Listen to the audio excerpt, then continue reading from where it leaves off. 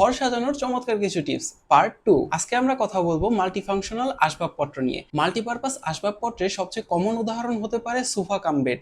বর্তমানে এটি খুবই জনপ্রিয়। এটি কিভাবে কাজ করে চলুন জানা যাক। সোফা কাম বেড ব্যবহারে আপনি একসাথে এটিকে বেড এবং সোফা দুইভাবে ব্যবহার করতে পারবেন। ফলে আপনার যেমন দিনের বেলা এটিকে সোফা হিসেবে ব্যবহার করতে পারছেন, তেমনি রাতে শোয়ার ক্ষেত্রেও কিন্তু এটি বেড হিসেবে ব্যবহার করতে পারছেন। এ তো গেলে একটি মাত্র উদাহরণ, এরকম নানা ধরনের প্রোডাক্ট আছে। আমাদের কাছে জায়নামাজ র‍্যাক আছে, যেটিতে আপনি জায়নামাজও রাখতে পারবেন, আবার প্রয়োজনীয় যে কিতাব বা বইগুলো আছে সেগুলোও রাখতে পারবেন।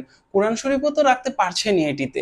এটির সম্পর্কে বিস্তারিত জানতে আমাদের দেওয়া লিঙ্কে ভিজিট করতে পারেন। এছাড়াও এমন নানান ধরনের মাল্টিপারপাস আসবাবপত্র পেতে ভিজিট করতে পারেন আমাদের ওয়েবসাইট, এবং নানা ধরনের হোম ডেকোর টিপস পেতে ফলো দিয়ে রাখতে পারেন আমাদের ফেসবুক পেজটি।